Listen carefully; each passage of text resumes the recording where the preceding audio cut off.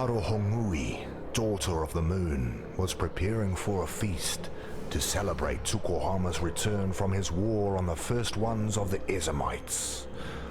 Tafor, son of the forest, asked each of the birds to sacrifice one of their kind for the feast. He gave these offerings to Arohongui, who cooked them in a great firestone pit. Seeing all of those plump birds cooking made Kitava very hungry, and he offered to watch them, to make sure they didn't burn while Arohongui rested during the heat of the day. Arohongui thanked Kitava for his kindness, but while she slept, Kitava ate the cooking birds, flesh, bones, gizzards and all, Upon waking, Arohongui was furious to find that Kitava had lied to her, for saying that he would watch the birds when he truly intended to eat them all up.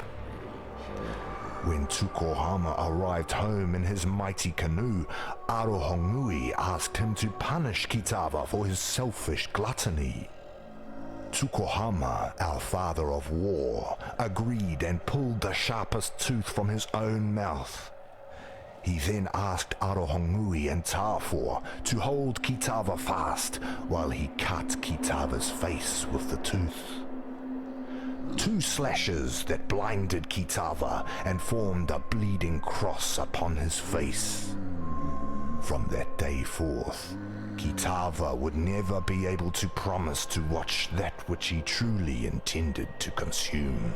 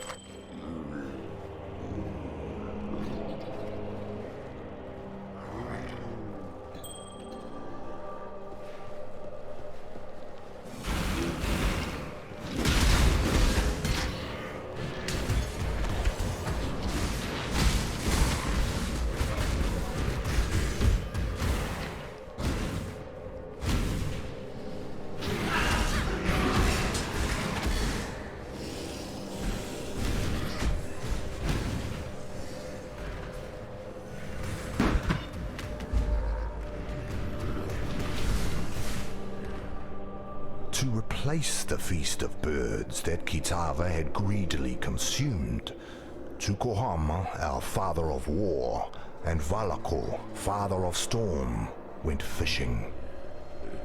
Although Kitava was blind, he could still cast his line and feel when a fish took his bait. So, Tukohama and Valako took him with them on Tukohama's mighty canoe. But while they fished, Kitava grew hungry and secretly ate all of their bait of grubs and worms. Disgusted and angry, Tukohama and Valako decided to use Kitava as bait instead. Valako used his own jawbone as a hook, impaled Kitava on it, and cast both into the sea. Kitava sank to the bottom of the sea. But instead of the fish eating Kitava, it was Kitava who ate all of the fish that nibbled at him, flesh, scales, guts, and all. When Tukohama and Valako hauled a fat-bellied Kitava back up from the sea, they were even more furious and knew that Kitava must be punished one final time.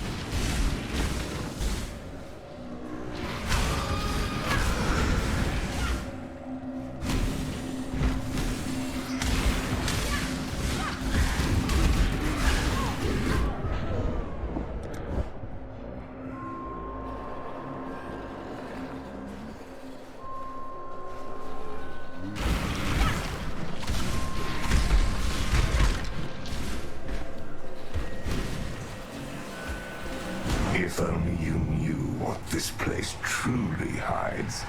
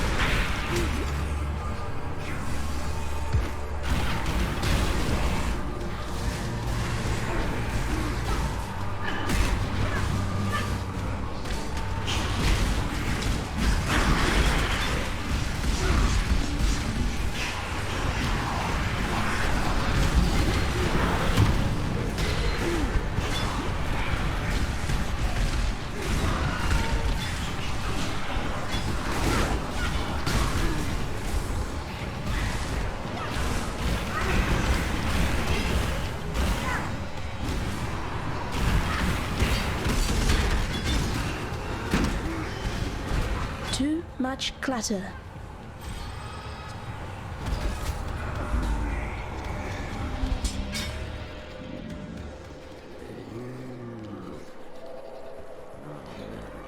Tukohama, our father of war, and Valakor, father of storm, took Kitava to Hinekora, mother of death. They asked her to kill the greedy Kitava, for surely their tribe would starve if Kitava continued to live among them. But Hinekora refused, for death would not teach Kitava the lesson he needed to learn. Instead, Hinekora beat Kitava with a whip woven of her own hair. To Kitava, each strand was a searing lash, and so he wore thousands and thousands of blistering lashes across his back as Hinekora drove him relentlessly into the darkest corner of the underworld. There she left him to suffer, without water or food, for the rest of eternity. And there Kitava remained, in the darkness of Hinekora's night-clad island, for time beyond measure. There he suffered, waiting for the day that he could return to the world of light, to slake his scorching thirst and satiate his ravening hunger.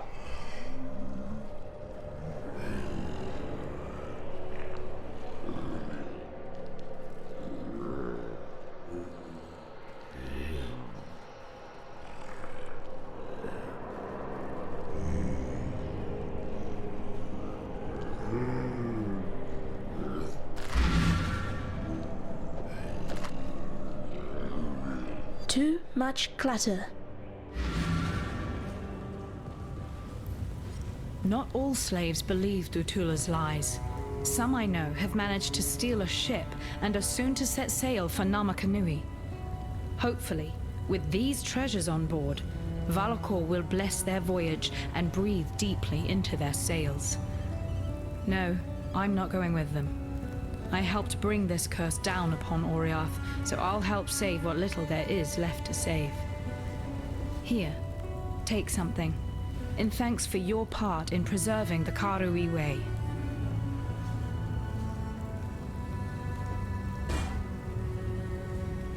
You're still alive, so is Kitava. What more do you need to know? You'll find a way. I believe it. Remember, we do this for freedom. Freedom comes to those who... Kitava is a primal deity, forged from the most fundamental of human desires, hunger. The simple act of craving that which we cannot yet consume. To defeat Kitava is to squeeze the very heart of human nature into stillness. You don't think you can do that? I suppose we'll see, won't we? Now, where was... We're glad you made it. No, damn it all, that's just too strange to abide. I'm glad you made it. And innocence tells me I need to keep helping you. So that's what I'm going to do. I know my way around weapons and armor, and all things Templar if you should want for further enlightenment on that subject. As for innocence, I don't know. Sometimes he makes sense, other times he's a shattered god, but he'll heal. I'll make sure of that. Lani's told me a little about Utula and his cult of Kitava. Enough to know what Utula's got planned. Bring about the fall of one god so he can raise up one of his own. And this Kitava, from what fragments I can piece together from innocence, he's not the benevolent kind. Please, find Utula and stop him. I'm not saying this because I want to put innocence back on his divine throne. I'm saying this because Oriath is my home. It's made some mistakes, but it doesn't deserve the fate that Utula has in mind. I don't ask this in the name of innocence. He understands now the folly his devotees have wrought upon this world. I ask in the name of Oriath. There are many that deserve what Kitava offers, and there are many more who do not. Put an end to Kitava's savage reign, for there remains much in this land that is worth saving.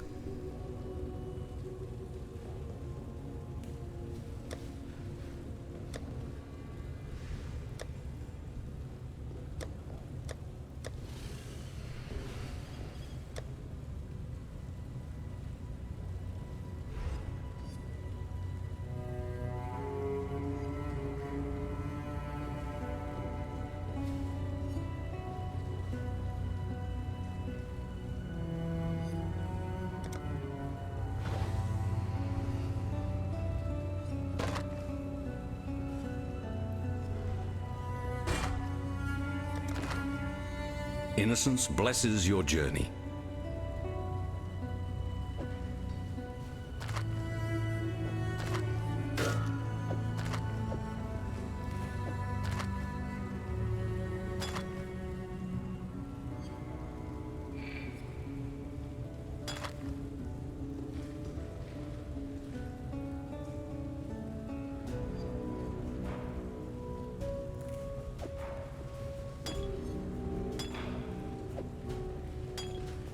I'm here to serve as best I...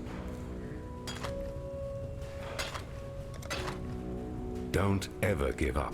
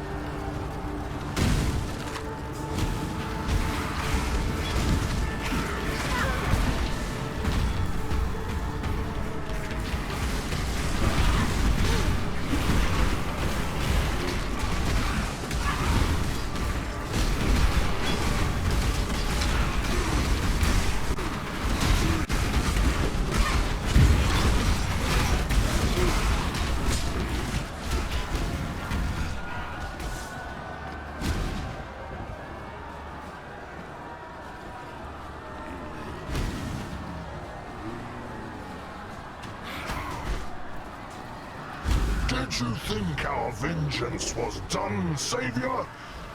Oh no, it has only begun.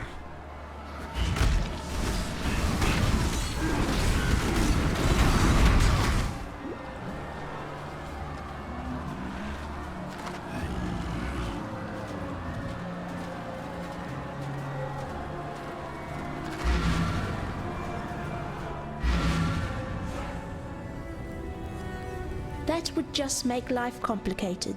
The High Priest is dead, yet the object of his devotion remains. There's no doubt you did all right bringing that man-turned-monster to heel, but you weren't able to stop him fishing his master out of a river of blood. Damn. Sorry. I never could get the hang of boosting morale. Didn't seem right to polish the edges off harsh facts. Probably why I never made captain. Still, I've been poking around here for a bit and have turned up Utula's stash. Quite the magpie he was. So here, help yourself. When it comes to hunting a god, I suppose every little bit helps.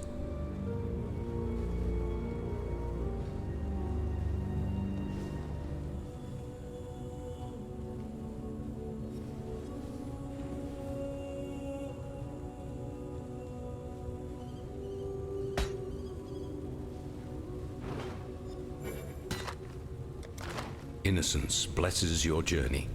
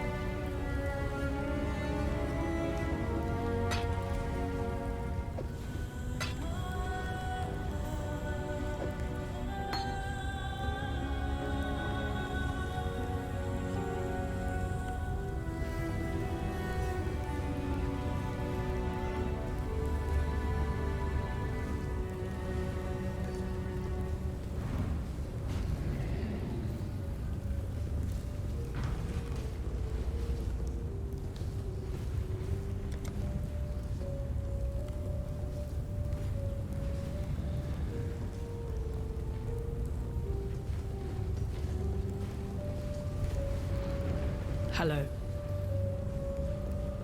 For freedom. What is it? What do you need?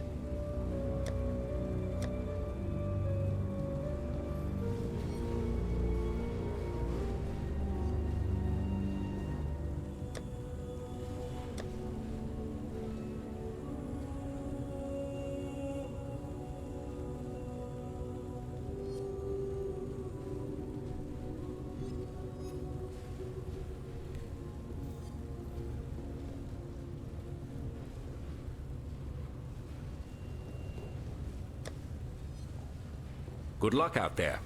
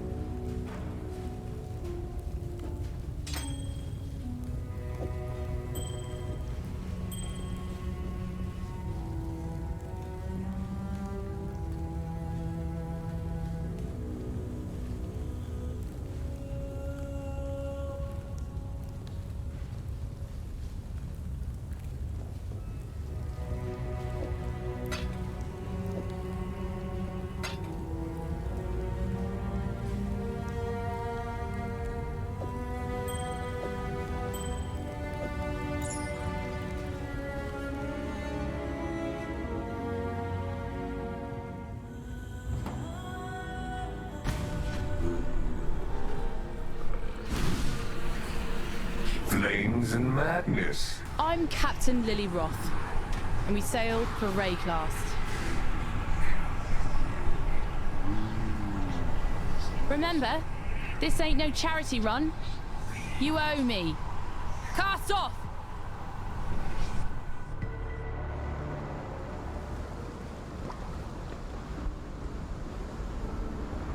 Despite your best efforts, Beastslayer, a splinter of hope remains. The very seed that brought my beast into existence. The Dark Ember. Never again shall it birth a life so magnificent as the beast. Yet a residue of that power still lingers. Enough to give us a fighting chance against the ravenous Kitava. How do we obtain this Dark Ember? 3 hearts were silenced. 3 hearts must sing again, one last time. In that final flickering of life, our Savior's seed shall be born. All I need are 3 fine souls with which to stoke the flames. Chevron of Umbra, Inquisitor Maligaro, Doldre the Dark Tongue. 3 spirits of near unfathomable resilience and vigor, freed with the beast's final exhalation. So let us begin the harvest. Chevron has come home to Axiom. We shall give her the warm welcome she sincerely deserves. Farewell.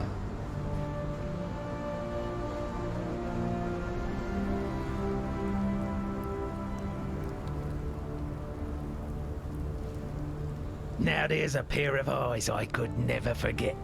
If the tales are true, those peepers of yours have seen all the wonders of Wraeclast by now. And a few things they likely wish they hadn't. Oh, and no need for us to speak of Oriath. My ears are brimful with the sorrows these wretched companions of yours have been spilling. Now, I'm sure you've noticed that Lion Ice Watch has seen better days. Our once bubbling township has, alas, become a brooding quagmire of gloom and despair. I blame the unrelenting weather. As you know, I am both a humanitarian and a strong believer in the soul-sustaining power of story. Back when I was still captain of the Merry Gull, many days at sea afforded me time to work on my thespian aspirations. I wrote a theatrical epic, a one-man show entitled Cedric and the Buxom Stranger. I sealed the manuscript inside a roll of oiled leather and stashed it in the hold for safekeeping. Perhaps you could salvage it for me from that tidal island upon which my poor ship came to rest. Who knows? Maybe we can bring some joy back to Lion Eyes Watch with a bit of live entertainment.